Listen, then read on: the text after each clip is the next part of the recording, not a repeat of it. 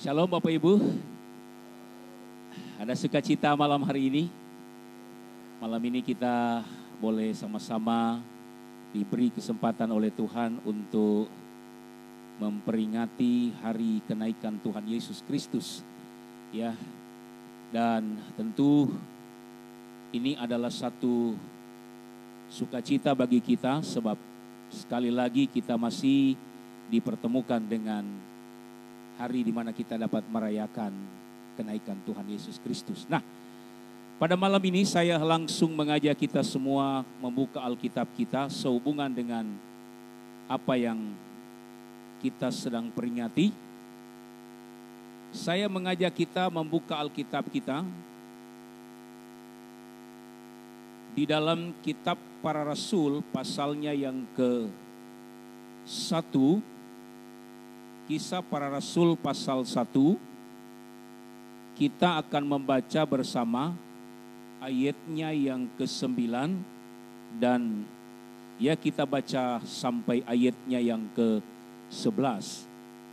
Kisah Para Rasul pasalnya yang ke-9, pasal 1, ayat 9 sampai ayatnya yang ke-11.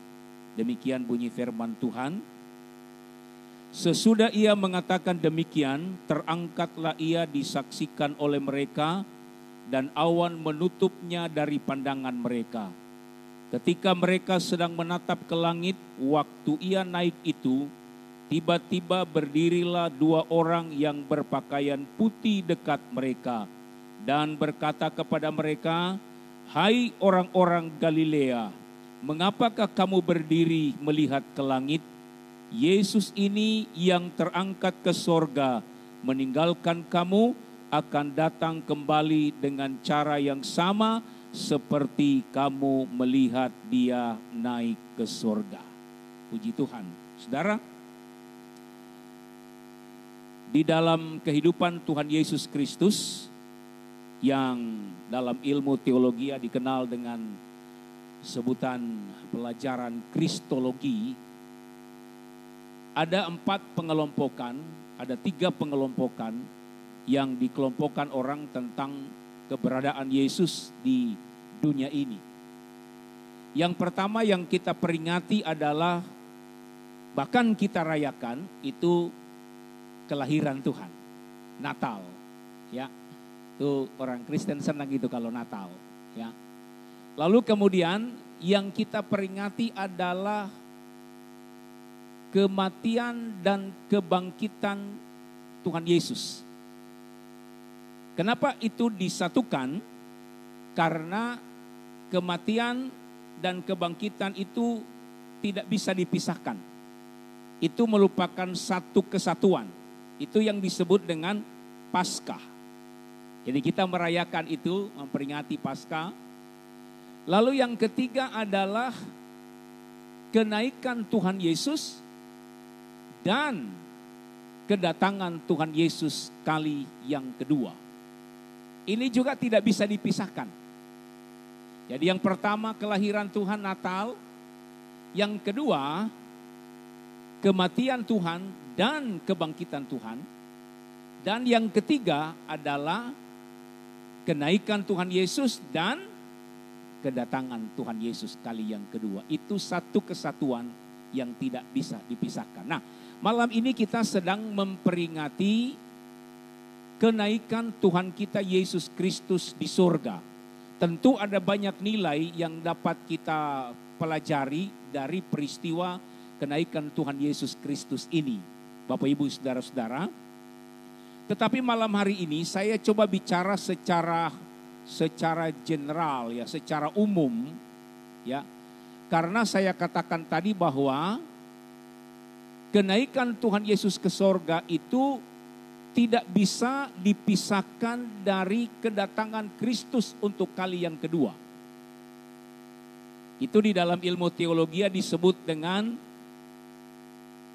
eskatologi atau pelajaran yang mempelajari tentang kenaikan Tuhan Yesus Kristus ke sorga dan kedatangan Kristus kali yang kedua ke dalam dunia ini.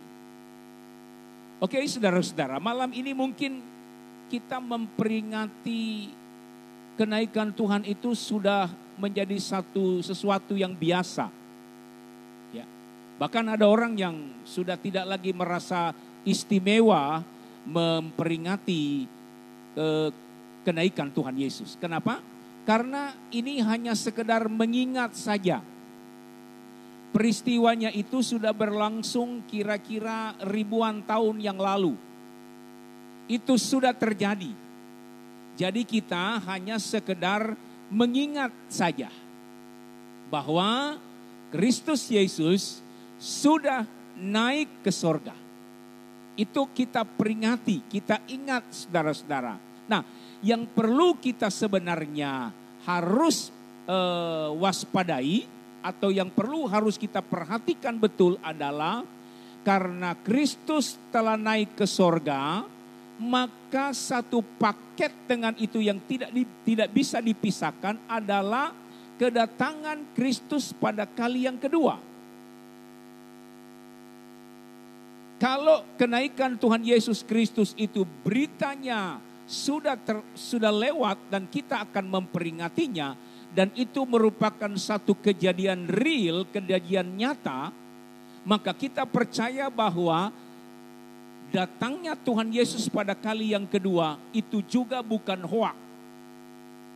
Itu juga bukan berita isapan jempol saja, sebab itu pasti sebagaimana dia naik ke sorga real nyata, maka kita juga yakini, kita juga percayai bahwa Yesus Kristus datang pada kali yang kedua itu merupakan kejadian yang real, kejadian yang realita, yang nyata, yang akan kita hadapi kemudian. Sekarang pertanyaannya begini saudara-saudara. Yesus Kristus sudah naik ke sorga. Dia sudah mempersiapkan tempat bagi kita di sorga. Nah, pada waktu dia datang kali yang kedua, pertanyaannya adalah, apakah kita sudah mempersiapkan diri untuk menghadapi kedatangannya kali yang kedua? Jangan-jangan kita ini cuma seperti orang Galilea yang terperangah. Saya coba baca ayat ini kembali, saudara-saudara. Ayatnya yang ke-11, mari kita perhatikan, saya baca sekali lagi. Dan berkata kepada mereka, hai orang-orang Galilea, mengapakah kamu berdiri melihat ke langit? Yesus ini yang terangkat ke sorga meninggalkan kamu, akan datang kembali dengan cara yang sama seperti kamu melihat dia naik ke sorga. Orang-orang Galilea, mereka melihat Yesus naik ke sorga, mereka takjub. Mereka terheran-heran, kok bisa anak manusia naik ke sorga dengan cara yang begitu indah, dengan cara yang begitu luar biasa, spektakuler. Mereka terheran-heran Bapak Ibu Saudara, sehingga malaikat perlu mengingatkan mereka, hei, jangan kamu terperangah, terpesona, sebab Yesus yang naik ke sorga, dia nanti akan datang kembali ke dalam dunia ini.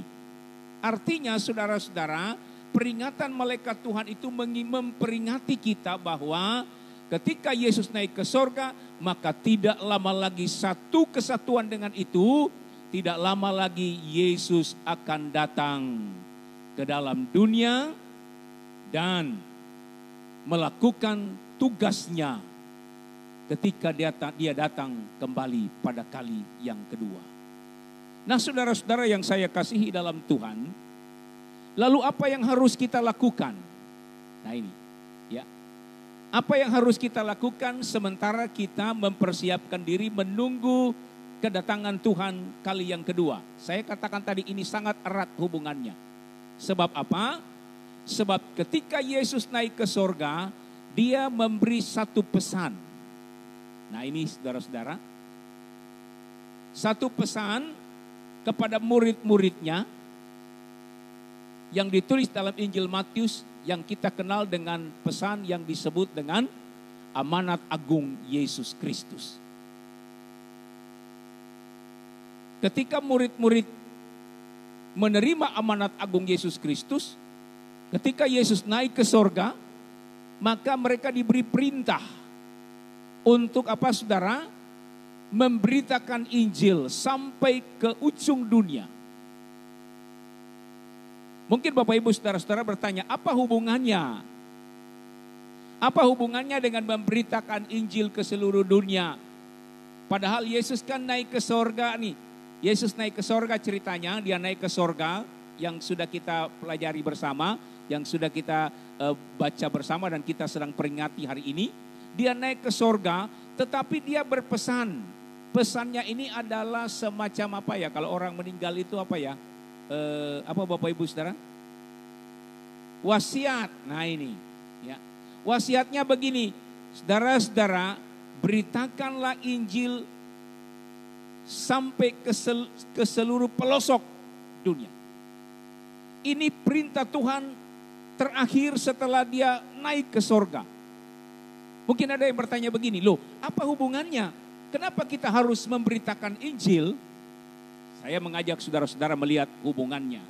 Mari saudara. Kita membuka dalam Injil Matius pasalnya yang ke-24. Injil Matius pasalnya yang ke-24. Kita melihat dulu ayatnya yang ketiga.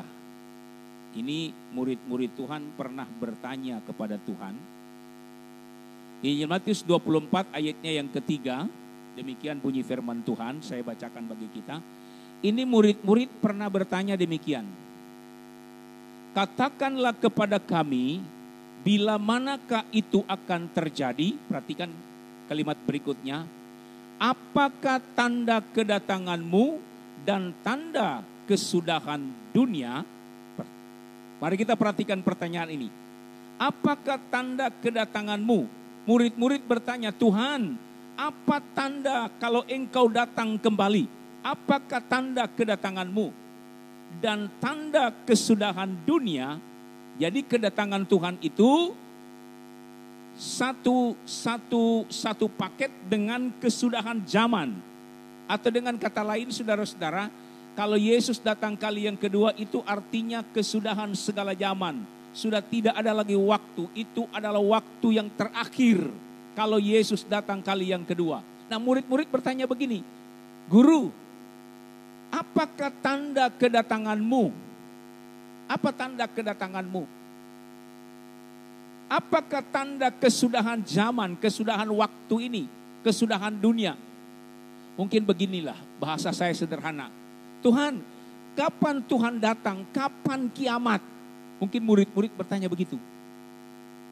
Kapan dunia ini berakhir dengan kedatangan Tuhan? Jadi saudara-saudara perhatikan baik-baik.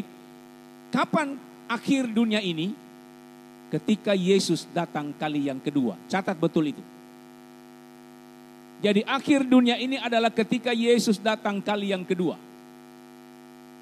Alkitab berkata murid-murid bertanya, Guru, kapan, apa tanda kedatanganmu?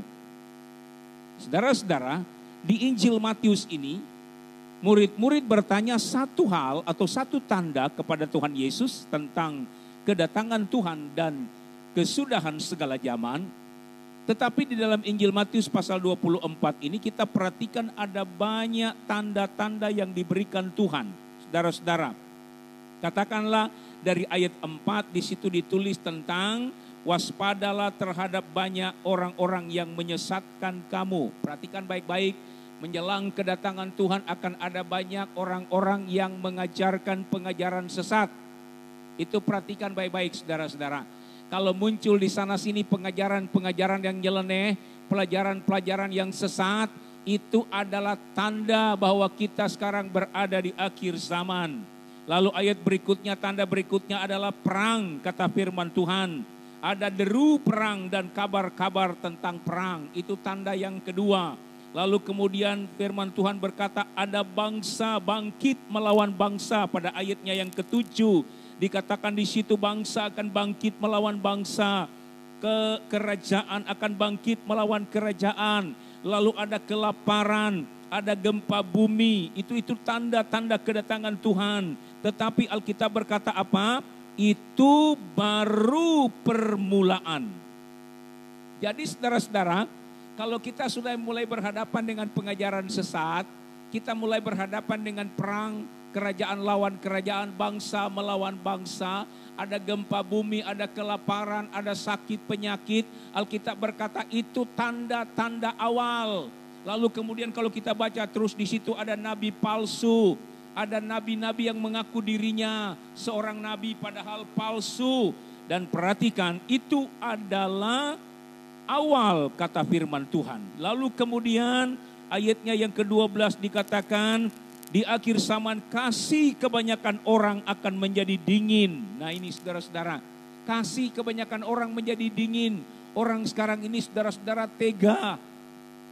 Ya, tega-tegaan sekarang ini. Orang membunuh sesama, memukul sesama, melukai sesama itu seperti sudah biasa. Kasih sementara orang menjadi dingin kata firman Tuhan. Itu baru tanda-tanda awal. Dan satu tanda yang harus kita perhatikan, yang berhubungan erat dengan kedatangan Tuhan adalah di ayatnya yang ke-14. Perhatikan di situ, ayat 14. Dan Injil kerajaan ini akan diberitakan di seluruh dunia, menjadi kesaksian bagi semua bangsa. Sesudah itu barulah tiba kesudahannya. Apa saudara?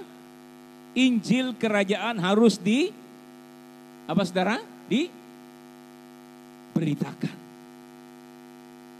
Injil kerajaan harus diberitakan di mana? Di seluruh dunia. Untuk menjadi kesaksian. Nah, jadi ini hubungannya dengan tadi. Kenapa sampai Tuhan Yesus waktu dia naik ke sorga, dia memberikan amanat agung. Perintah yang terakhir, pergilah kamu, beritakanlah Injil sampai ke seluruh penjuru dunia. Kenapa? Karena ayat ini berkata bahwa kalau Injil sudah diberitakan sampai ke seluruh penjuru dunia, semua orang sudah mengenal Injil, maka itulah artinya kesudahan segala zaman akan sampai. Ini erat hubungannya, bukan? Jadi kalau kita mau melihat Tuhan Yesus datang kali yang kedua, Alkitab berkata, firman Tuhan katakan, Injil itu harus didengar semua orang di seluruh dunia. Semua orang harus mendengar tentang Injil. Entah mereka mau percaya, entah mereka tidak percaya, pokoknya semua orang harus dengar. Dengan media apa saja, semua orang harus dengar Injil tentang keselamatan yang ada di dalam Yesus Kristus. Nanti kalau semua orang sudah mendengar tentang Injil, firman Tuhan katakan itulah kesudahan segala zaman. Itulah waktunya Tuhan Yesus datang kali yang kedua. Bisa bilang amin Bapak Ibu Saudara? Pertanyaannya sekali lagi. Lah bagaimana caranya orang di seluruh dunia ini bisa mengenal Injil? Coba saudara-saudara. Saya mau tanya pada saudara. Tuhan Yesus datang kali yang kedua, syaratnya sederhana. Itu berita semua tadi yang perang, kasih menjadi dingin, lalu kemudian nabi palsu, pengajaran sesat, gempa bumi, penyakit, sampar dan lain sebagainya. Itu baru awal kata firman Tuhan. Awal. Tetapi untuk mempercepat kedatangan Tuhan kali yang kedua, firman Tuhan katakan tidak ada jalan lain. Injil harus didengar sampai ke seluruh penjuru dunia. Pertanyaannya saudara, jemaat Tuhan yang dikasihi Tuhan. Bagaimana Injil bisa sampai ke seluruh dunia? Ayo, ada yang bisa jawab. Bagaimana Injil bisa sampai ke seluruh pelosok penjuru dunia, sampai Afrika, Eropa, sampai kemana-mana. Bagaimana Injil bisa sampai di sana? Coba, apakah jawabannya? Jawabannya sederhana. Karena ada yang memberitakan. Ada pemberita-pemberita Injil.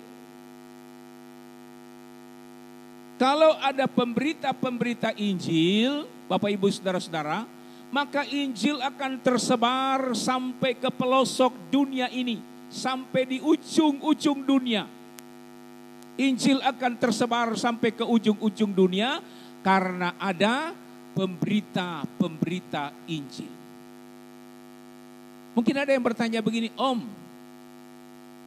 apa sih pemberita Injil? Siapa pemberita Injil itu? Bukankah pemberita Injil itu para pendeta, para misionari,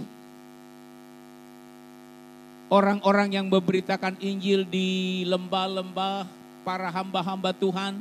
Mungkin ada yang berpikir begitu, saudara. Pemberita Injil itu kan para misioneri, utusan-utusan, para pendeta, para gembala, orang-orang yang berkecimpung dalam bidang kerohanian. Itu pemberita-pemberita Injil. Pemberita Injil itu ketika mereka berdiri di atas mimbar, lalu mereka menyampaikan firman Allah, itu namanya pemberita Injil. Mungkin ada yang punya persepsi seperti itu. Saya mau katakan begini, saudara, itu bukan sepenuhnya benar. Ya. Injil adalah saya dan saudara. Kepada siapa amanat agung itu disampaikan? Amanat agung itu disampaikan kepada semua orang percaya. Pergilah, beritakanlah Injil kepada saya dan kepada Bapak Ibu saudara-saudara. Kita ini punya tugas. Apa tugas kita, saudara-saudara? Tugas kita adalah menjadi pemberita Injil. Bisa bilang amin Bapak Ibu saudara-saudara? Ini aminnya kecil. Mungkin ada berpikir begini, Om lah kalau saya jadi pemberita Injil masa saya mau jadi pendeta lagi? Apa saya mau jadi pemberita Injil? Apa saya mau jadi misionari lagi? Saya bilang bukan. Ya, pemberita Injil itu tidak saudara harus jadi pendeta. Pemberita Injil itu tidak saudara harus jadi misionari.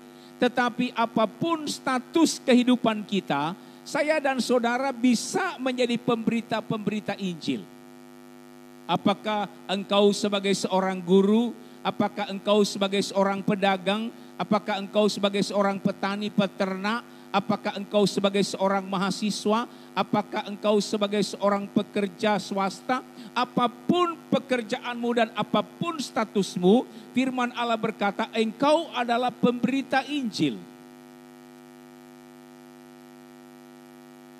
Pemberita Injil itu, saudara-saudara, bukan hanya berdiri di atas mimbar untuk memberitakan Injil, tetapi pemberita Injil itu adalah, firman Tuhan berkata apa? Menjadi saksi bagi Tuhan. Sekali lagi, pemberita Injil itu adalah mereka yang menjadi saksi bagi Tuhan. Saksi itu, saudara tahu saksi? Saksi itu adalah orang yang melihat kejadian, orang yang mengalami, orang yang merasakan, itu disebut saksi. Jadi kalau saudara jadi saksi di pengadilan, pasti nanti hakim akan tanya, Bapak, Ibu, apakah Bapak melihat, apakah Bapak merasakan, apakah Bapak tahu persis dengan mata kepala sendiri? Kalau saksi ini berkata begini, aduh Pak Hakim, saya cuma dengar kata orang, saya cuma dengar kata dia. Hakim bilang, keluar kamu bukan saksi. Ya. Saksi itu kalau kita mendengar sendiri, melihat sendiri, merasakan sendiri, menikmati sendiri, lalu kita menceritakan itu kepada orang lain, itu disebut saksi. Sekarang saya mau tanya kepada Bapak Ibu Saudara malam hari ini, saudara-saudara. Siapa di antara kita yang sudah pernah merasakan kasih Tuhan? Coba angkat tangan dulu.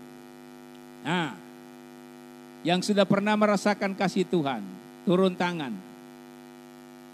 Yang sudah pernah melihat karya Tuhan di dalam hidupnya, coba angkat tangan. Yang sudah pernah melihat karya Tuhan dalam hidupnya.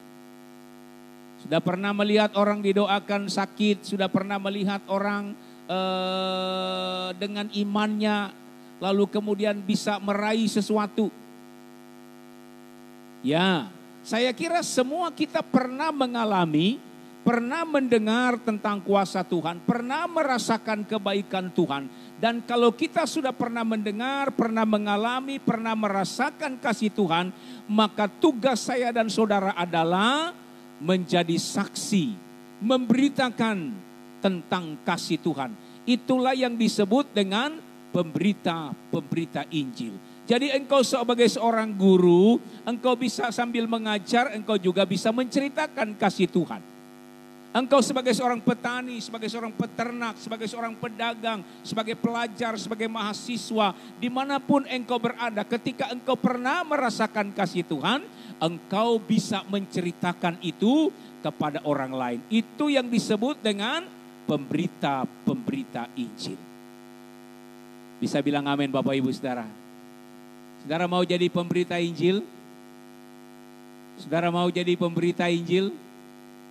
Lah kalau kita nggak mau jadi pemberita Injil, apakah ada konsekuensinya? Ini pertanyaan. Om, kalau saya nggak mau jadi pemberita Injil, bagaimana Om? Kalau saya nggak mau jadi saksi, bagaimana Om? Kalau saya nggak mau menceritakan kasih Tuhan, bagaimana Om? Mari kita baca ayatnya, coba kita lihat.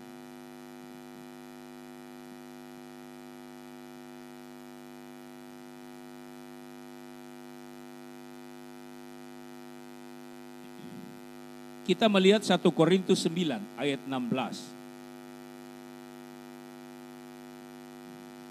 Saya bacakan bagi kita ya saudara. 1 Korintus pasalnya yang ke-9 ayatnya yang ke-16. 1 Korintus pasal 9 ayatnya yang ke-16. Saya bacakan demikian bunyi firman Tuhan. Karena jika aku memberitakan Injil, aku tidak mempunyai alasan untuk memegahkan diri. Sebab itu adalah keharusan bagiku. Celakalah aku jika aku tidak memberitakan Injil. Nanti kan Paulus berkata apa?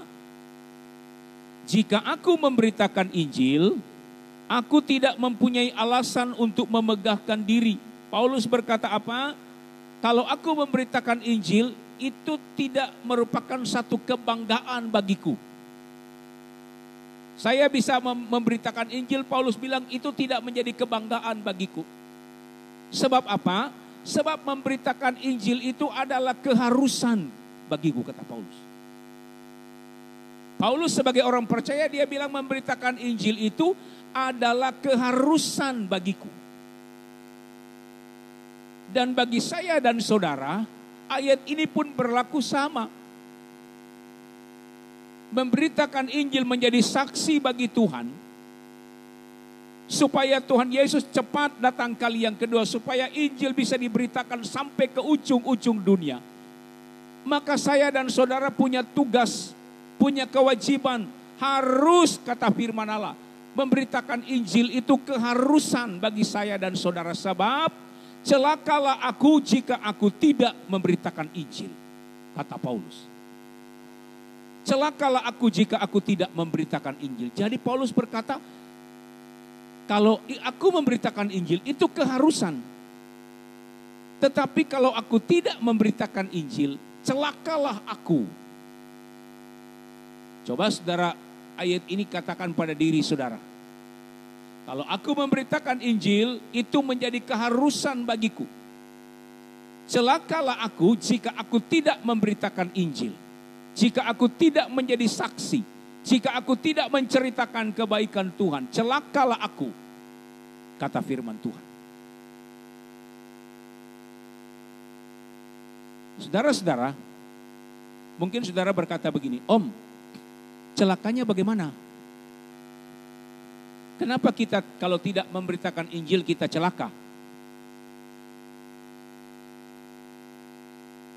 Keharusan kita, tugas kita, kewajiban kita adalah memberitakan Injil. Kita yang sudah pernah merasakan kebaikan Tuhan, kita tidak punya alasan untuk tidak menceritakan tentang kebaikan Tuhan itu. Celakalah kita jika kita tidak memberitakan Injil. Pertanyaannya, kenapa kita celaka? Nah ini saudara. Kenapa Paulus berkata celaka aku jika aku tidak memberitakan Injil? Saya mau bilang pada saudara begini. Kenapa sampai Paulus berkata celakalah aku? Karena jika kita tidak memberitakan Injil yang menjadi tugas dan kewajiban kita.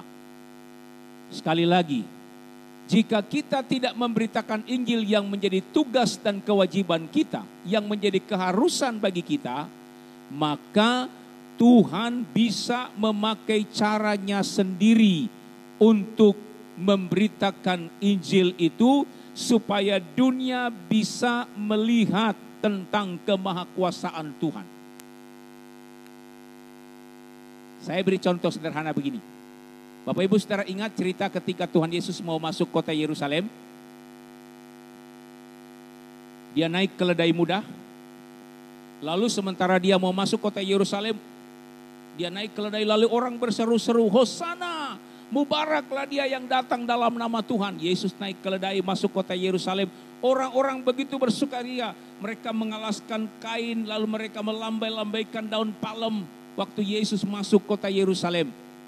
Orang berteriak-teriak, bersorak-sorai, mengeluh-elukan dia. Tapi ada yang tidak senang. Mereka bilang begini, sudah diam saja, gak usah berteriak-teriak. Apa kata Tuhan Yesus?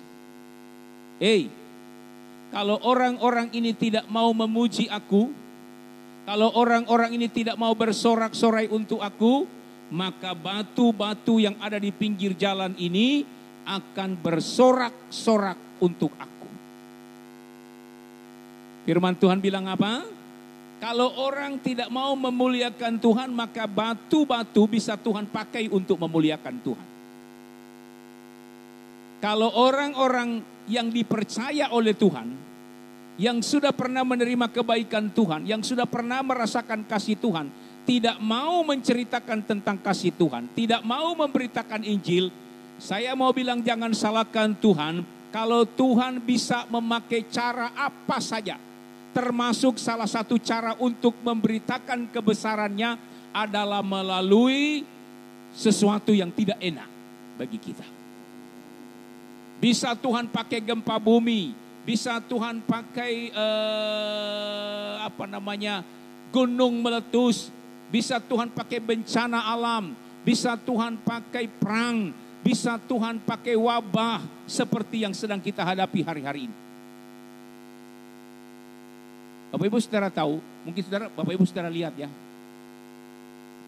di beberapa kota yang kemarin kena COVID-19 yang cukup parah, Prancis, lalu Amerika Selatan, ya Argentina, lalu Ekuador atau Kolombia kalau tidak salah itu ya, saudara-saudara. Waktu mereka berhadapan dengan COVID-19 mereka ketakutan. Sampai mereka berdoa di jalan-jalan, Bapak Ibu saudara, mereka memuji Tuhan di jalan-jalan. Mungkin selama ini mereka nggak pernah memuji Tuhan di jalan-jalan. Mereka nggak pernah bersorak bagi Tuhan. Tapi Tuhan izinkan wabah itu terjadi. Tuhan izinkan COVID-19 itu terjadi di sana. Tuhan izinkan bencana wabah besar ini terjadi di seluruh dunia. Mungkin salah satunya adalah karena orang-orang yang pernah menerima kasih Tuhan tidak lagi bisa menceritakan tentang kebaikan Tuhan. Termasuk saya dan saudara. Tuhan bilang saya kirim dulu nih, ini ciptaan Tuhan yang kecil, namanya corona. Kirim dulu deh. Ini orang-orang ciptaanku udah nggak mau menghargai aku lagi. Tak kirim dulu ini ciptaanku yang kecil namanya corona. Tek. Kecil nggak pernah kelihatan saudara-saudara, dikirim seluruh dunia. Yang nggak pernah kebaktian jadi kebaktian, yang nggak pernah pokoknya nyanyi di jalan-jalan, doa di jalan-jalan, yang nggak pernah berdoa pun berdoa, saudara-saudara. Takut sama corona. Tuhan bisa pakai apa saja. Dan kalau Tuhan pakai apa saja sesuatu yang tidak enak, siapa yang kena celaka? Saya dan saudara kena juga. Apa kalau Tuhan kirim corona, Tuhan kirim bencana alam, Tuhan kirim kelaparan, Tuhan kirim perang? Apa kita nggak kena juga? Kena juga kita. Itu sebabnya Paulus berkata, celaka aku jika aku tidak memberitakan Injil. Karena jika aku tidak memberitakan Injil, Tuhan bisa pakai apa saja untuk bisa memberitakan tentang kebesaran Tuhan. Itu sebabnya saudara-saudara, di dalam ibadah kenaikan Tuhan Yesus Kristus ini, yang tidak bisa dipisahkan dengan kedatangan Tuhan pada kali yang kedua. Sebelum dia naik ke sorga, dia memberi perintah kepada kita. Pergilah, jadikanlah semua bangsa muridku. semua bangsa muridku, beritakanlah Injil supaya semua bangsa mengenal aku. Sebab ketika semua bangsa mengenal Tuhan, itulah tanda kesudahan segala zaman. Jadi engkau sebagai mahasiswa, engkau sebagai pelajar, ibu rumah tangga, pedagang, petani, peternak, pekerja swasta, apa saja tugas Bapak Ibu Saudara-saudara, kerjakanlah itu dan jangan lupa jadilah surat yang terbuka. Jadilah saksi bagi banyak orang. Saudara dengan mudah bisa mengatakan kalau orang tanya, Bu Mega kok sekarang kok agak sedikit gemukan sih, diberkati Tuhan ya, puji Tuhan. Saudara bisa menceritakannya. Wah Bu Ika sekarang kok mukanya udah ceria lah, kenapa? Tapi kalau saudara mukanya cemberut, mukanya saudara seperti kates itu ya, saudara, pahit begitu. Gimana kita bisa menceritakan kasih Tuhan? Tapi kalau saudara diberkati Tuhan, saatnya bagi saudara untuk menjadi saksi, memberitakan kebesaran Tuhan. Dan percayalah dimanapun kita berada, pasti Tuhan akan memberikan kekuatan kepada kita. Sebab menjadi saksi tentu perlu kekuatan. Dan itu janji Tuhan bagi kita. Ketika kita mau pergi untuk menjadi saksi, memberitakan Injil, maka Roh Kudus akan Tuhan berikan kepada kita. Bisa bilang amin? Jadi kita memberitakan Injil bukan dengan kekuatan kita, bukan dengan kepandaian kita, bukan dengan kepintaran kita, tapi karena urapan Roh Kudus ada dalam hidup kita, kita jadi pemberita-pemberita Injil. Memberitakan Injil kepada sebanyak-banyaknya orang. Soal orang itu percaya atau tidak, itu urusannya dengan Tuhan. Kita sudah memberitakan Injil, kita sudah mengerjakan pekerjaan kita, dan biarlah selanjutnya Tuhan yang mengerjakan pekerjaannya. Tuhan memberkati Bapak Ibu Saudara-saudara. Mungkin inilah yang dapat saya sampaikan malam hari ini kepada kita. Ya, jangan kita hanya terfokus pada kenaikan Tuhan saja, tetapi mari kita sama-sama dengan tidak melupakan bahwa kenaikan Tuhan itu satu paket dengan kedatangan Tuhan pada kali yang kedua. Mari kita berdiri bersama-sama saudara-saudara.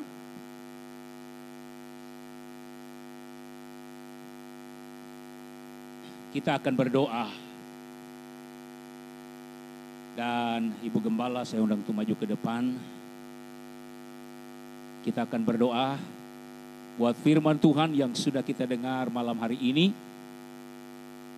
Kita berdoa supaya Roh Kudus ada dalam hidup kita dan memberikan kepada kita kuasa. Sehingga saya dan saudara berjalan bukan dengan kekuatan kita.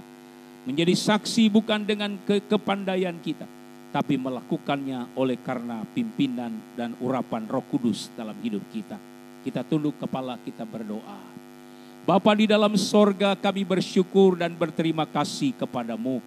Malam ini kami sudah mendengarkan kebenaran firman Allah lewat ibadah kenaikan ini ya Tuhan. Mengingatkan kami bahwa ketika Engkau naik ke sorga, Tuhan punya rencana yang indah bagi kami. Ketika Engkau datang kali yang kedua, Engkau mendapati kami sebagai orang-orang yang melaksanakan tugas dan tanggung jawab kami. Sebab kami percaya ketika kami menjadi pemberita Injil, menyebarkan Injil sesuai dengan amanat agung yang Engkau berikan, maka akan banyak jiwa yang mengenal Engkau. Ada banyak telinga yang mengenal Engkau. Ada banyak hati yang percaya kepadamu. Dan kami percaya Bapa, jika Injil sudah tersebar sampai ke ujung-ujung dunia, kedatangan-Mu kali yang kedua tidak akan dapat ditahan lagi. Sebab kami percaya saat itulah kesudahan alam, kesudahan dunia ini, dan kesudahan segala zaman. Itu sebabnya berikan kami kemampuan, berikan kami kekuatan ya Roh Kudus, supaya kami betul-betul mengerjakan tugas kami ini. Sebab tugas ini adalah kewajiban bagi kami, keharusan bagi kami untuk memberitakan Injil. Sebab celaka kami jika kami tidak memberitakan Injil. Pakai kami semua Bapa, jemaat Tuhan baik yang mendengar khotbah firman Allah yang berada di gereja, maupun mereka yang mendengar di luar sana. Tuhan kiranya memberkati kami dengan pengurapan baru dari Tuhan, sehingga kami berjalan dengan kekuatan Roh Kudus dan memampukan kami menjadi pemberita-pemberita Injil, menjadi saksi dimanapun kami berada. Dan biarlah nama Tuhan saja yang dipuji dan dipermuliakan. Terpujilah namamu Bapa. Inilah doa kami. Kami syukurkan firman Allah pada malam ini di dalam satu nama yang indah dan ajaib, yaitu di dalam nama Tuhan Yesus Kristus. Haleluya. Amin. Silakan duduk Bapak Ibu Saudara. Saya kembalikan kepada Ibu Gembala.